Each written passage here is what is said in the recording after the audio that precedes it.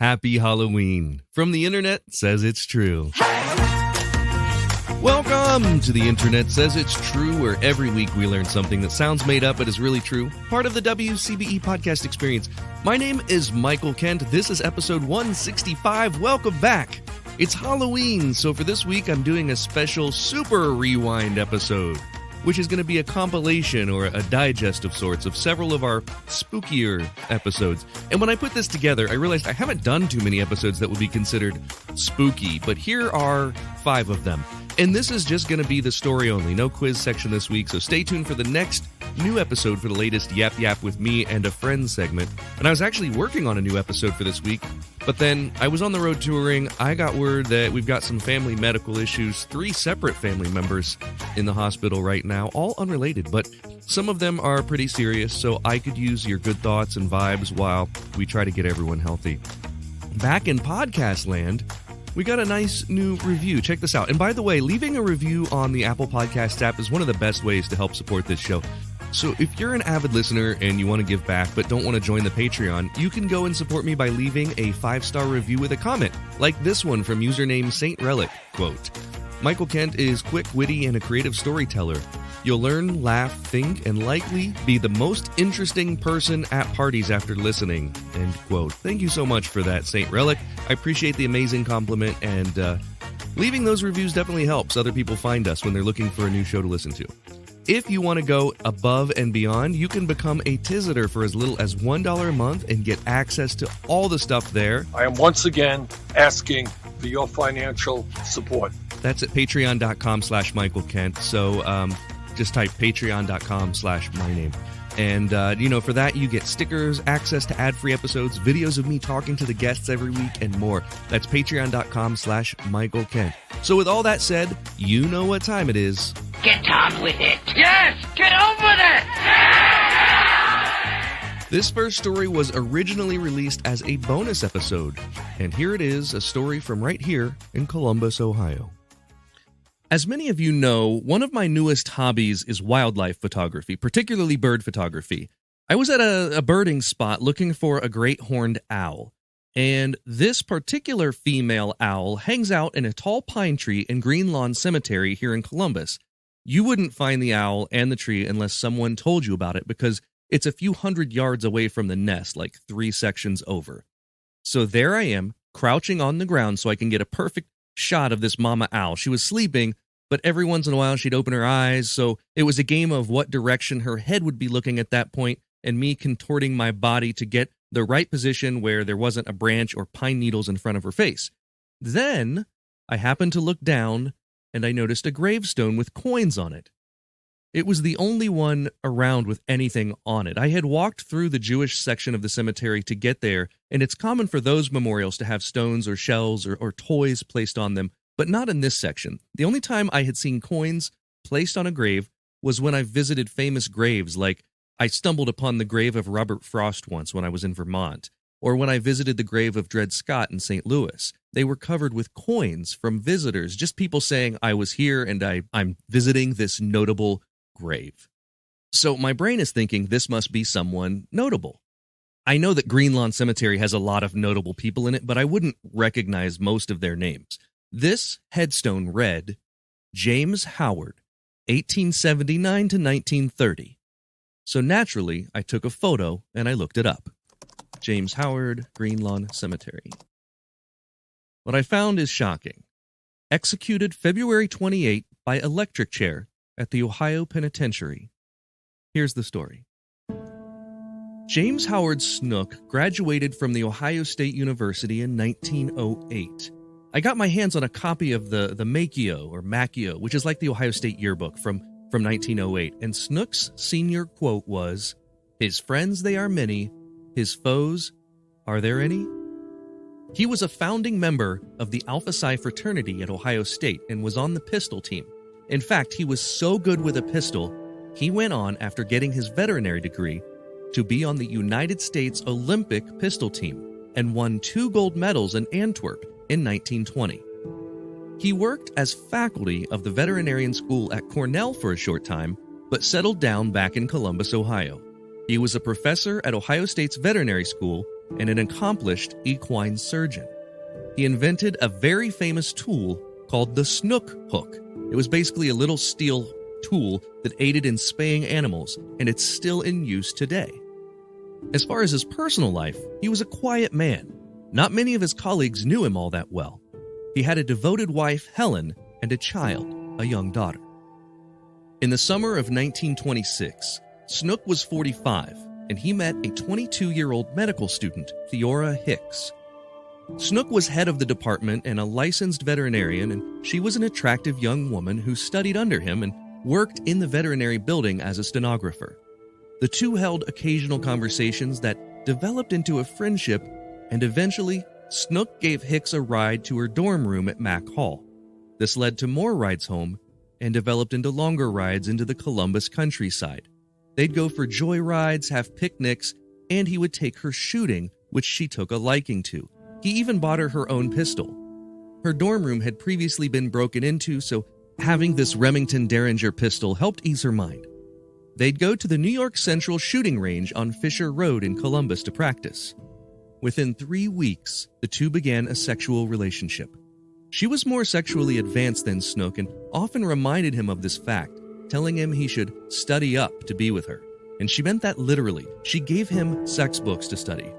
Theora Hicks was an aggressive young girl who wanted what she wanted. In fact, she had another lover, Marion Myers, and she often told Snook that Myers was bigger and gave her more pleasure than he did.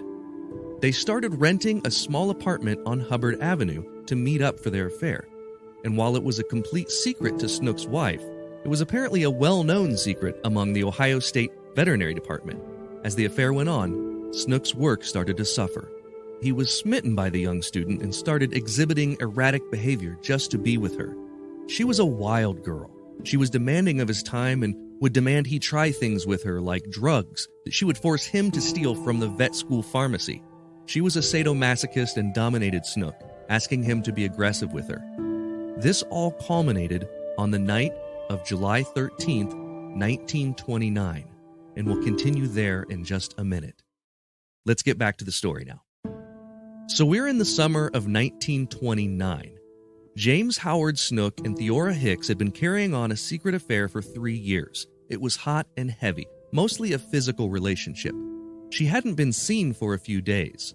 Her roommates reported Theora missing, and on July 16, 1929, 2 teenage boys were walking around the New York Central Rifle Range in Fisher Road and found a body. It had been badly beaten and slashed. Her skull had been crushed.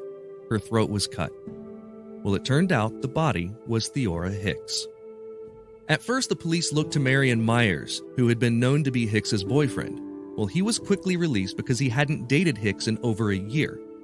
Eventually, the word got around that they should talk to Snook.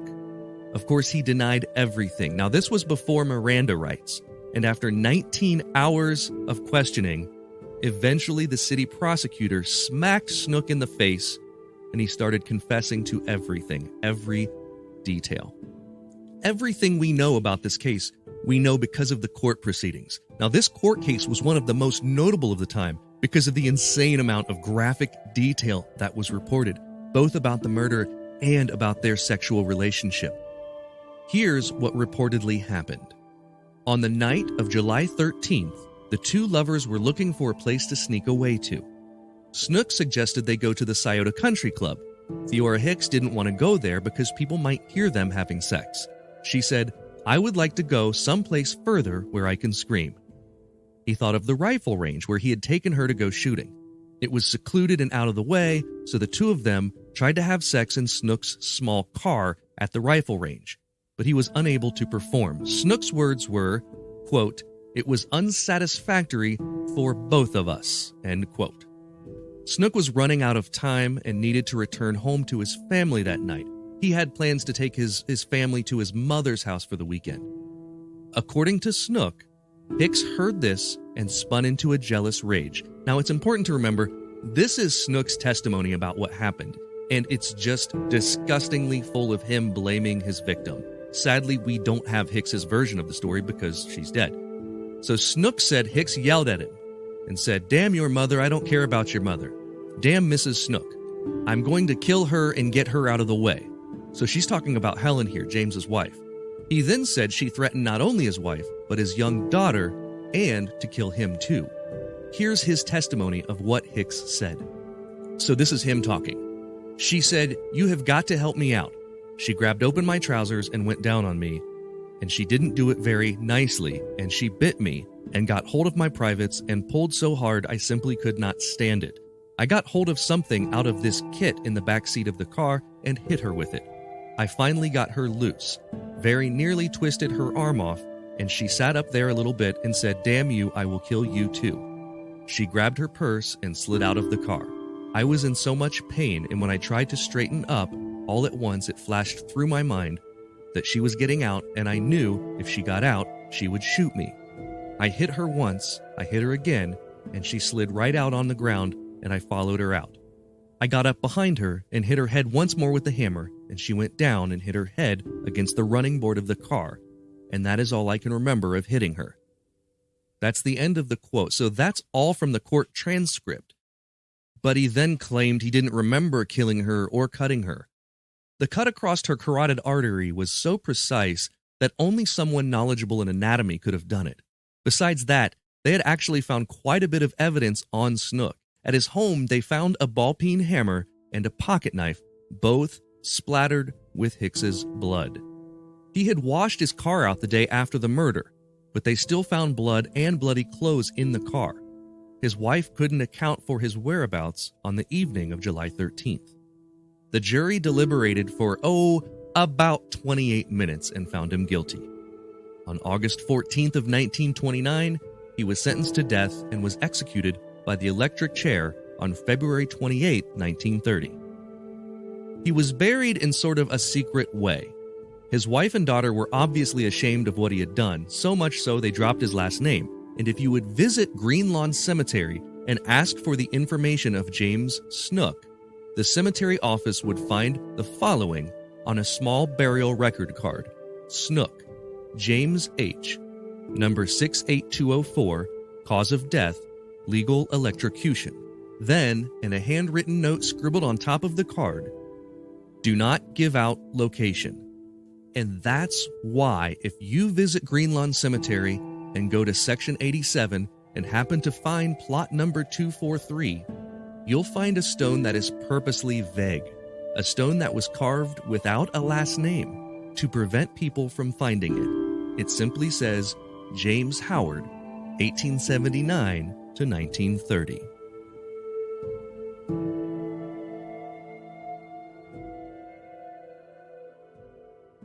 The next story is about a food. Pozole is a Mexican dish, and its origin is pretty crazy. Hey, Michael, it's Allison. I've been enjoying the podcast so much. I wonder if you're familiar with the sordid history of the Mexican dish pozole. I think if you look into that, you'll find out what I'm talking about. Thanks. You know how you try to read an online recipe and you have to scroll through pages and pages and pages of the history of all the food and the writer's first influence of that dish and how it reminds them of their first crush and how they met at the carnival, and then they go on to describe all the things they saw that day and how inspired they were. And eventually it gets to a story about how they fell in love and this was the first dish they made in their new home. If you're not familiar, I'm going to read one of these. This is the first recipe that came up when I searched for pozole. And I want to make clear, I am in no way making fun of Mexican culture. I'm making fun of this white lady talking about a recipe for pages before listing the ingredients. Here it is. Years ago, when I spent a summer studying Spanish in Cuernavaca, Mexico, my Mexican teacher told me that it was much easier to pronounce the language properly if you smiled as you spoke it. She was right. Good thing Mexican food is so delicioso. Because just thinking about dishes like this pozole makes me smile. It's somewhat of a feast pozole. I guess you could make smaller batches, but since you have to cook it for several hours, it just makes sense to make a large amount, and then have lots of friends over with whom to enjoy it. I made this for my parents and they loved it. Mom told me she hadn't had pozole since she was a kid in Tucson. Lots of smiley faces around the table tonight. That is the type of thing you read for like ever before they start listing ingredients. So being that I'm looking for the story behind pozole, it's not the recipe I'm after, it's the history. So I actually have to read a few of these ridiculous intros to find what we're looking for. So let's see here. Oh, I see what they're talking about. There it is.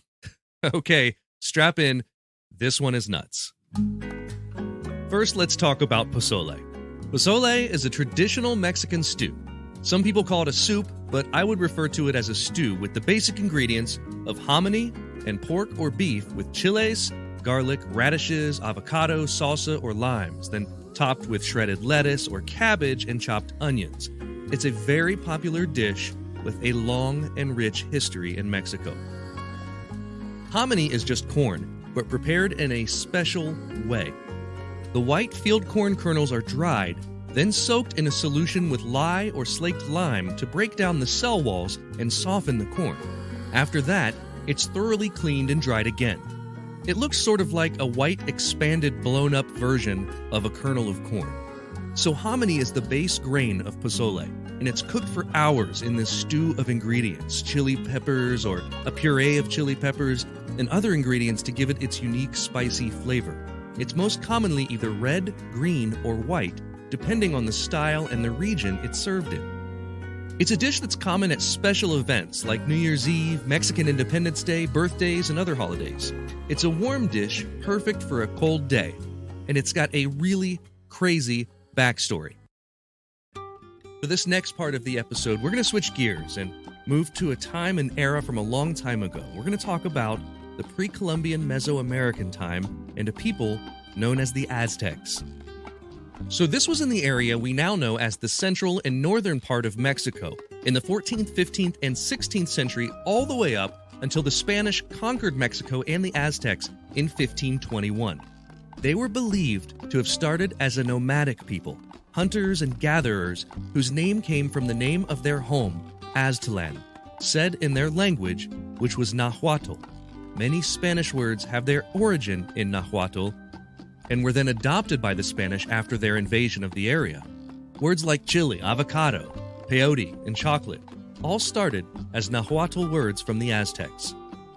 They had a festival every February and March called Atlacahualo. The purpose of the festival was to honor Tlaloc, the god of rain. In a harvest-based culture, praying to rain gods was important to them.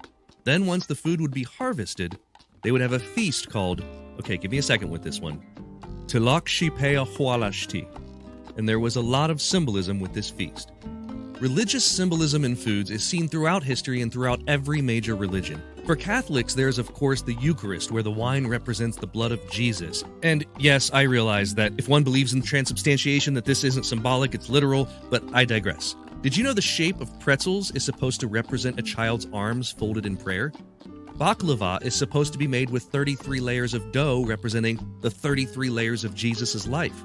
The shape of dumplings has a Taoist beginning. It's supposed to represent money, like money-related objects such as Chinese measuring weights. And the Jewish Hanukkah treat of sufganiyot is a pastry filled with jelly, and that jelly represents the miracle of oil, like when the oil lamp lit for 8 days. Here's where things get a little weird, so trigger warning if you are squeamish. Like other Mesoamerican religions, the Mayans come to mind, the Aztecs practiced human sacrifice. So during that feast of Tlaxipea-Hualashti, they would offer to the gods ears of corn and a human sacrifice.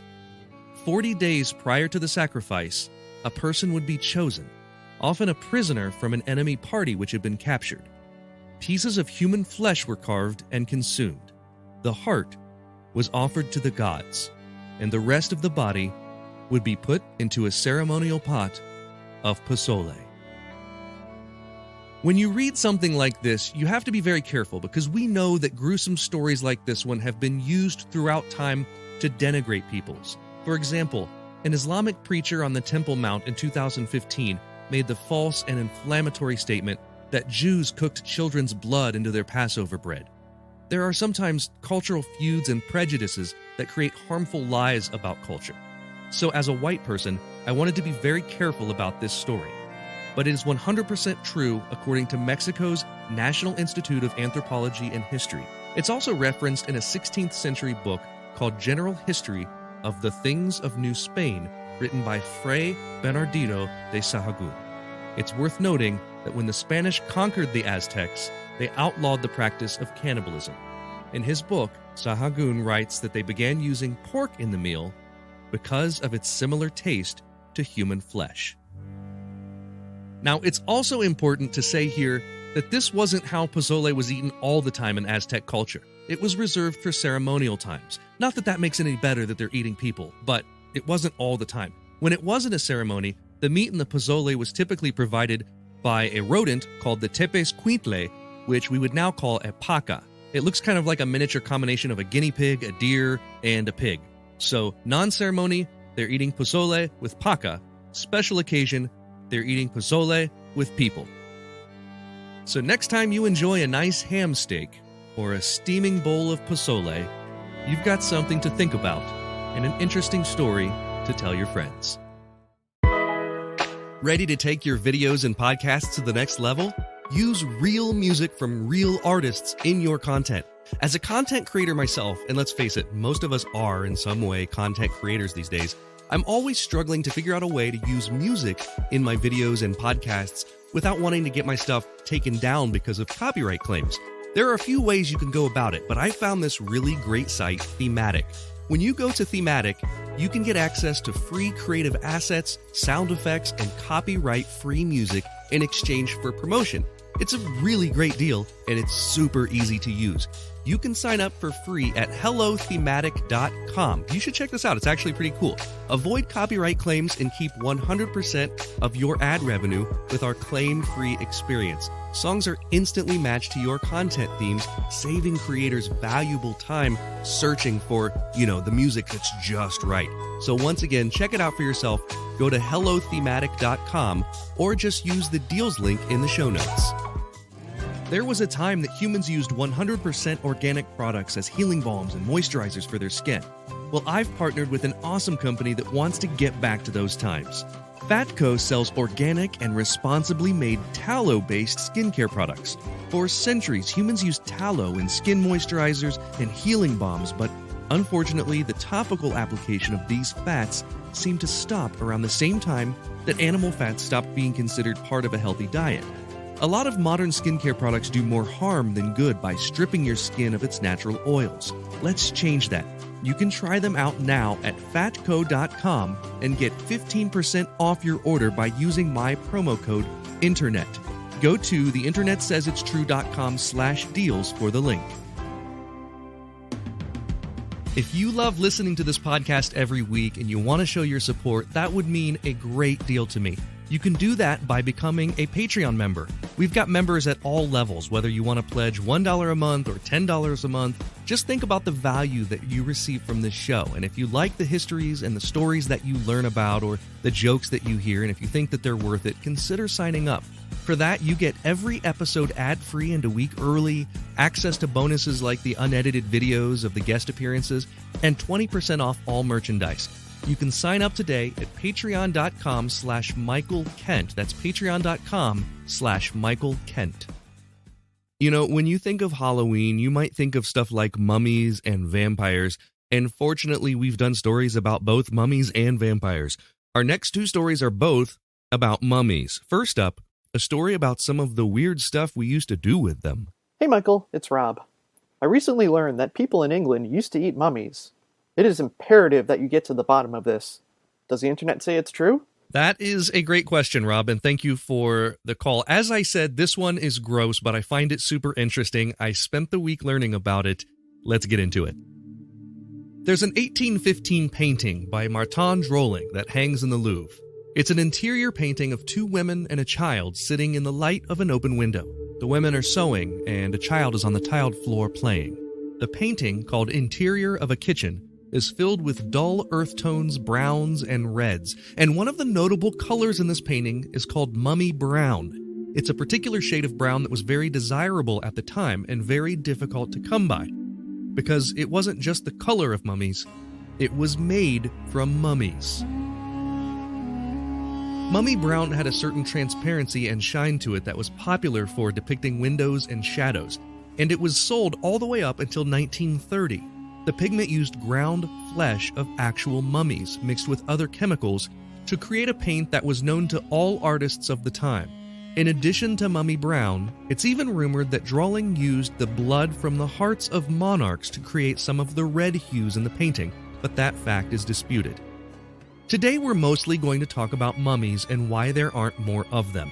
Now, when this topic comes up, there's usually an exaggerated statement like, quote, "There would be way more mummies if people in Victorian England didn't eat them," end quote. And that's not really true. There's no evidence that the total number of mummies would be huge if it weren't for this particular type of desecration, and we'll get to that later. But yes, people ate mummies. As early as 5000 BC, humans were deliberately mummifying their dead. And while scientists have discovered naturally mummified human remains throughout history, we're talking specifically about people that were deliberately mummified, which is most commonly associated with Egypt. Mummification was a part of normal life and death in Egypt for both rich and poor Egyptians.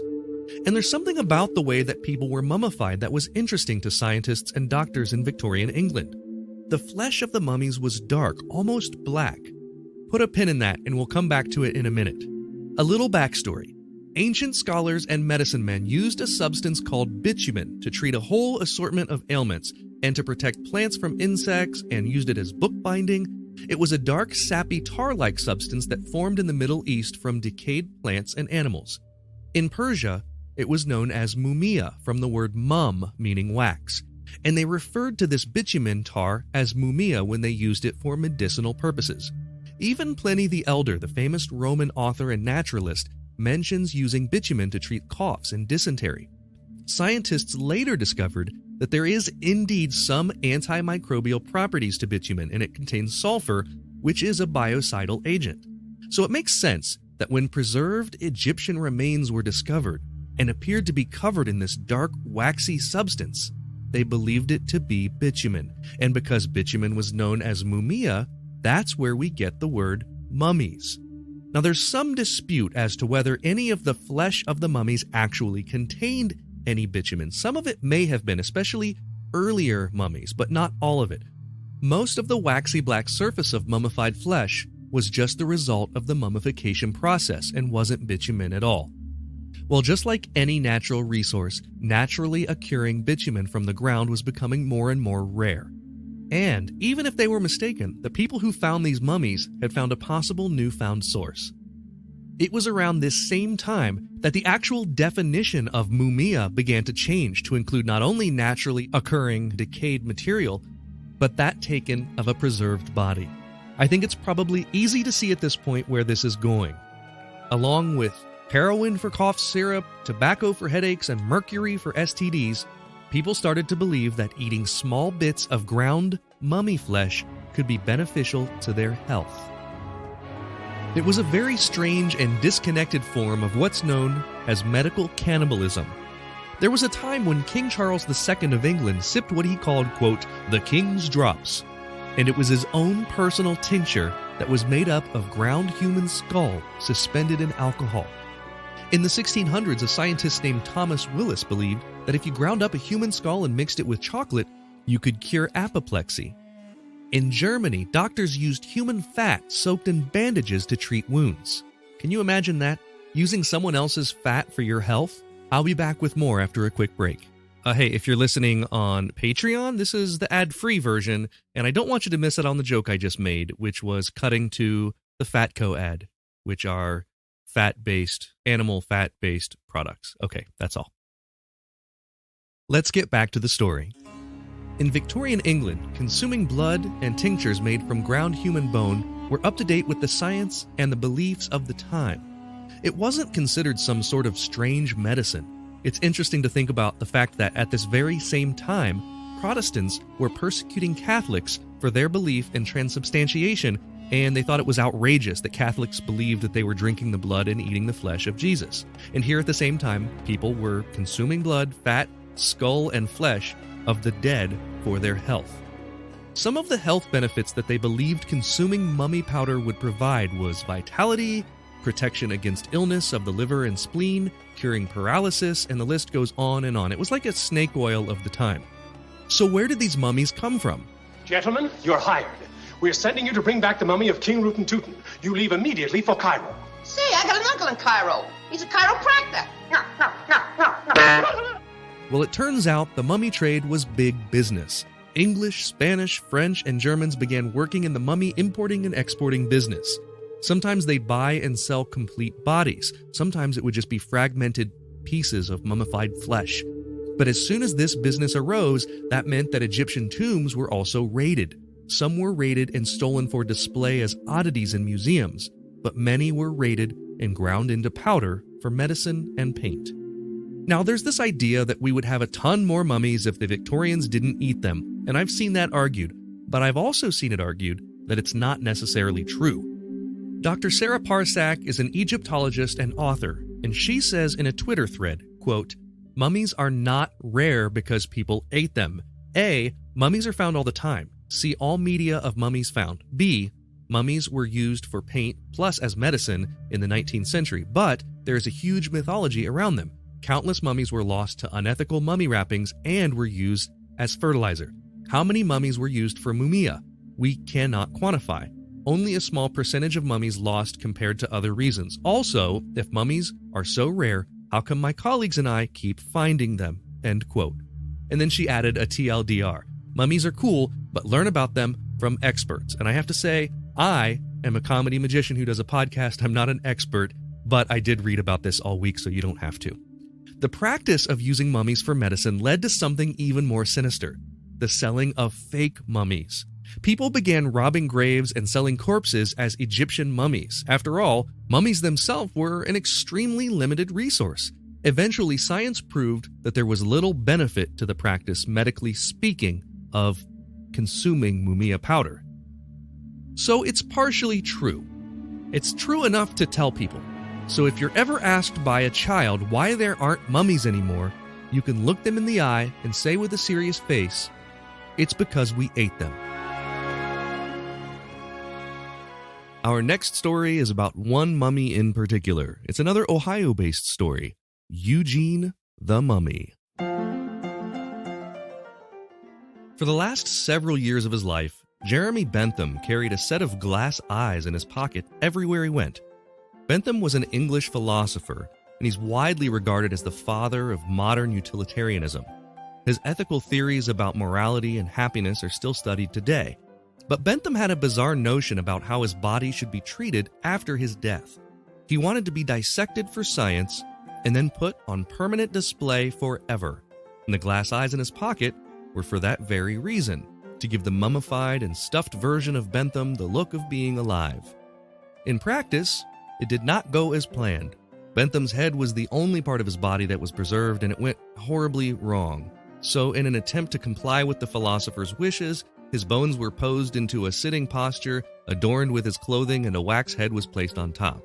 His real head, it was only partially mummified, was placed at the feet of the figure, and the entire thing can be seen to this day at the entrance to the Student Center at the University College London. The head no longer sits at the feet, it's now in a case above him, but it's pretty gruesome looking, and the wax figure looks like any wax figure. You'd never know that it contained the man's real skeleton.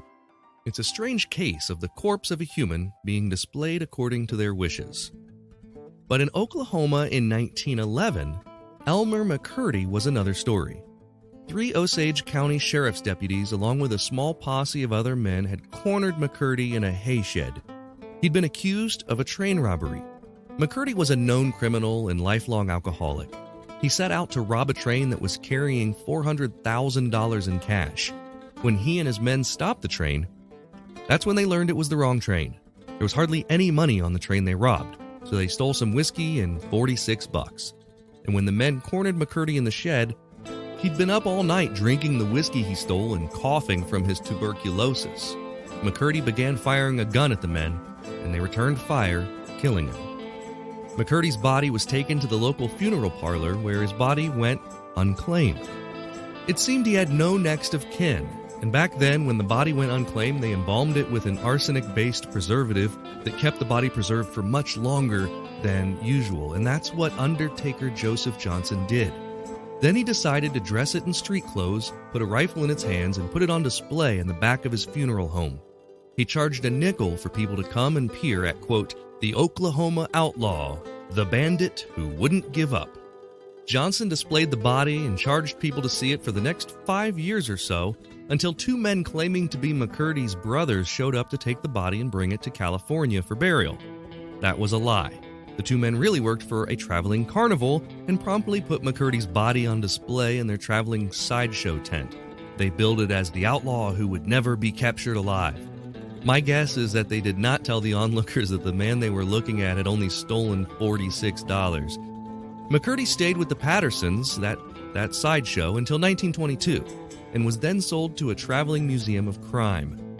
He was displayed along with wax figures of Jesse James and Bill Doolin, and it went on like this, with McCurdy spending a few years here and there being displayed at random traveling museums. At one point, he was even displayed in the lobby of a movie theater to promote a film. The body was displayed as a, quote, dead dope fiend to promote the Dwayne Esper film Narcotic. Eventually, the life of McCurdy the Mummy long outlasted what would have been the natural life of McCurdy the living outlaw. In 1967, it was featured in a David Friedman film, She-Freak, and was displayed in a funhouse in Long Beach, California. By this point, most people didn't even know the figure was an actual human corpse. While filming an episode of The $6 Million Man, a prop master moved the body and the arm fell off. When they saw bone and tissue, they took it to the LA coroner's office, and it took 10 years, but by 1977, McCurdy's body was finally laid to rest in the Boot Hill Cemetery back in Oklahoma. Concrete at least 2 feet deep was poured over the body to ensure it wouldn't be taken for display ever again. And that brings us to a similar story, one that happened here in Ohio. I'll tell you the story of Eugene the Mummy after a quick break from our sponsors.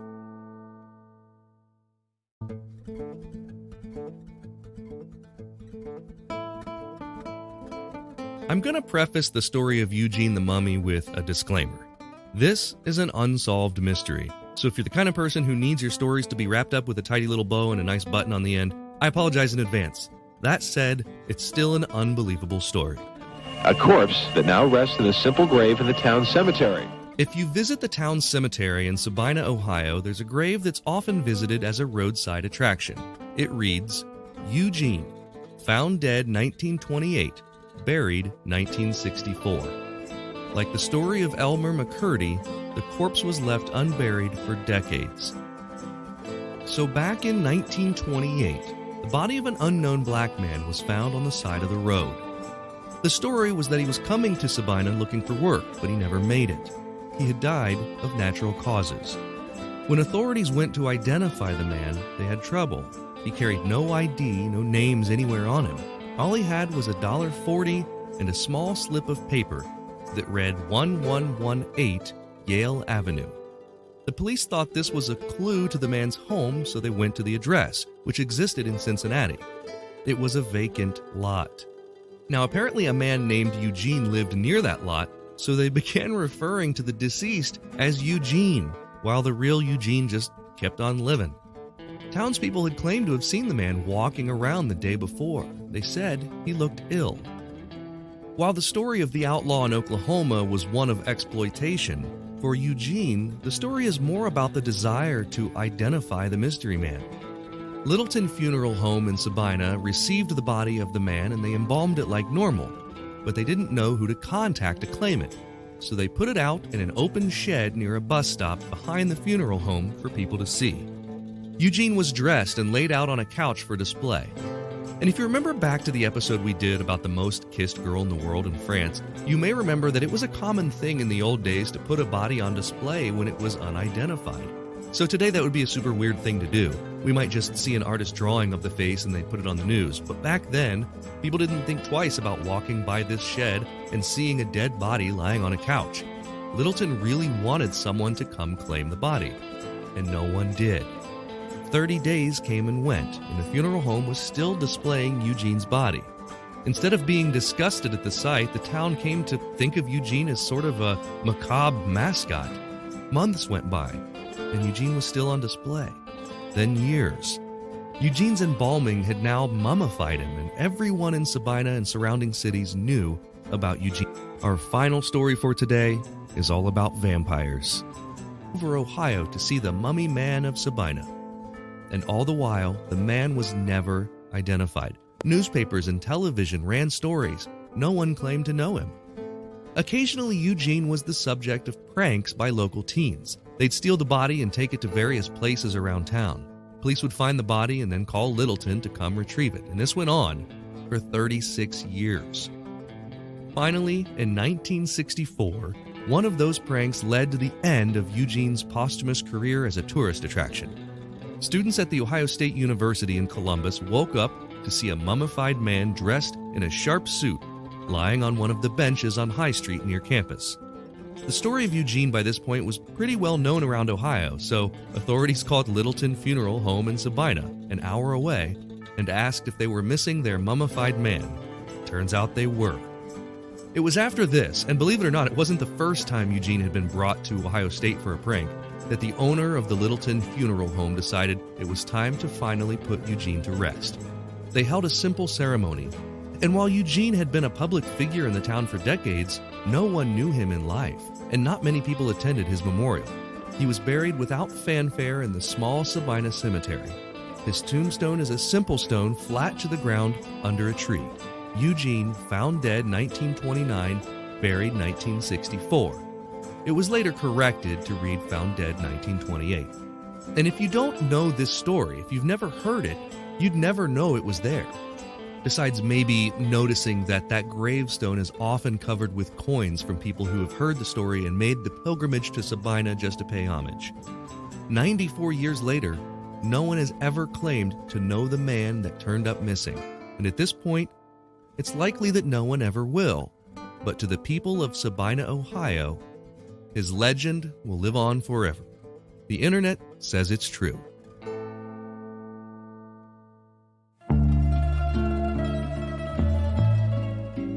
It was the mid-2000s when the archaeological superintendent of Veneto in Italy promoted a research project on mass graves. They were on an island just northeast of Venice, Lazaretto Nuovo.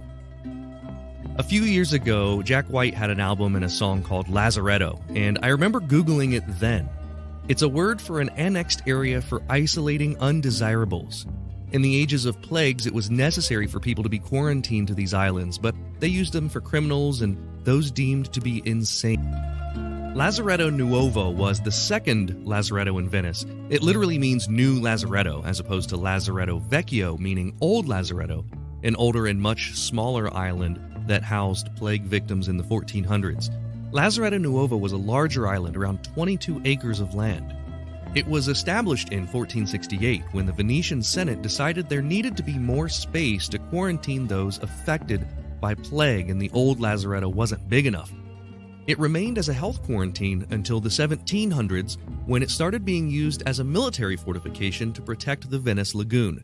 It stopped serving any military function in the 1970s, but now the island is opened for archaeological and educational tours. It was one of those archaeological studies in 2005 that our story starts to take shape. An archaeological dig had discovered a mass grave from the plague. Hundreds of skeletons were discovered, but one in particular raised the eyebrows of researchers. A skeleton with a brick firmly placed in its gaping open jaw. There were no other bricks nearby. It wasn't a coincidence or accident. It was evident to the scientists that this brick had been deliberately placed there, so they set out to find out why. They were first looking at why those graves were there to begin with. The first Black Plague tore through Europe in 1348, and Venice was hit incredibly hard.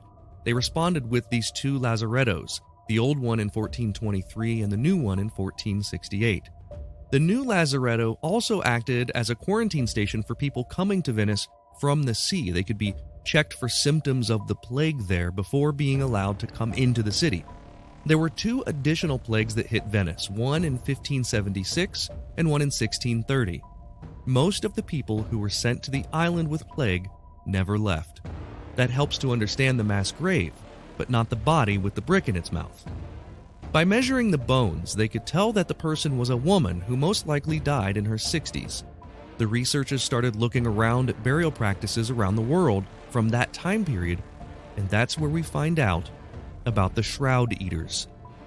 In German folklore, The Nachtzerers, or Shroud Eaters, were a very particular type of vampire.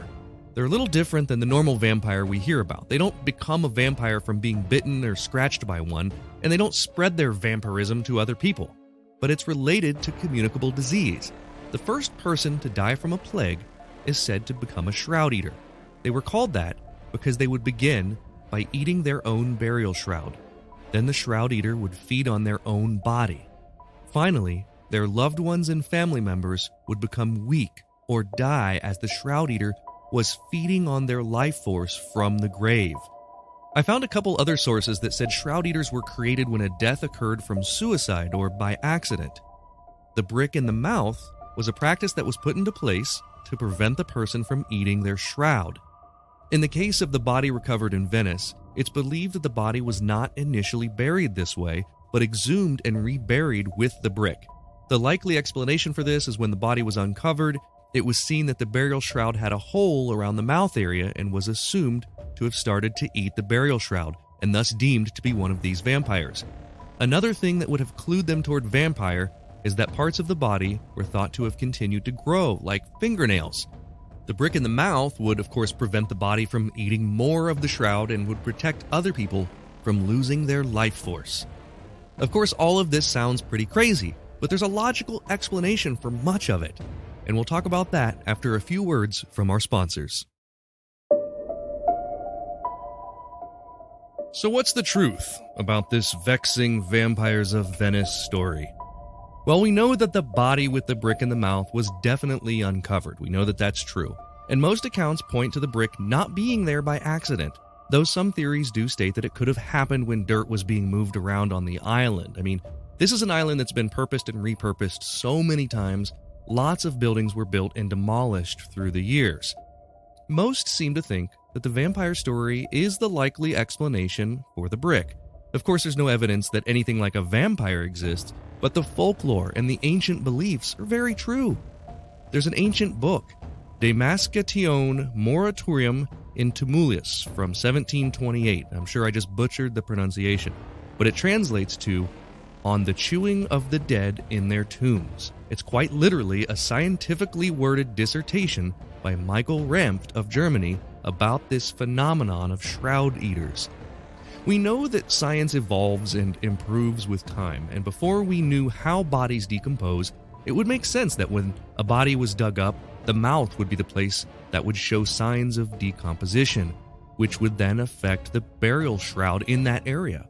The brain is the first organ to decompose, and if insects and critters, this is gross, were to have access to the body, that would be a pretty easy place for them to enter. Critters and insects also help to understand the idea of a shroud eater feeding on its own body. Now, I already mentioned how they thought that the nails continued to grow. It's just another case of people not understanding the science. What really happens is the skin sort of shrinks up and makes the nails look longer. And the same happens with the mouth to make the teeth look longer and open. And there's this idea of the vexed family and loved ones, right, that we talked about. Remember, we're talking about the age of the plague. And if you had the plague and you lived near people, there's a good chance that they would become sick too. And there were some really backwards ways of thinking about health back then. In the age of the plague, people were told not to bathe. This is before people knew about germs and bacteria. So it would make sense that they would see family members of the sick also getting sick. They would see these corpses with their long nails, hair, and exposed teeth and just assume that these were the signs of a shroud eater. So this ritual of blocking their mouth with something like a large rock or a brick was born. According to Matteo Borini, an anthropologist from the University of Florence, quote, "To kill the vampire, you had to remove the shroud from its mouth, which was like its food, like the milk of a child, and put something uneatable in there. It's possible that other corpses have been found with bricks in their mouths, but this was the first time the ritual has been recognized," end quote. So, while the internet says it's true, remember that there's no such thing as a shroud eater, just stupid humans who didn't know any better, and those of us here to tell the stories 400 years later. That is all for this week. Thank you so much for continuing to listen. Happy Halloween. Here's the sound of a little ghoulie. Thank you for listening to The Internet Says It's True. To listen to episodes ad-free and a week early, support us on Patreon.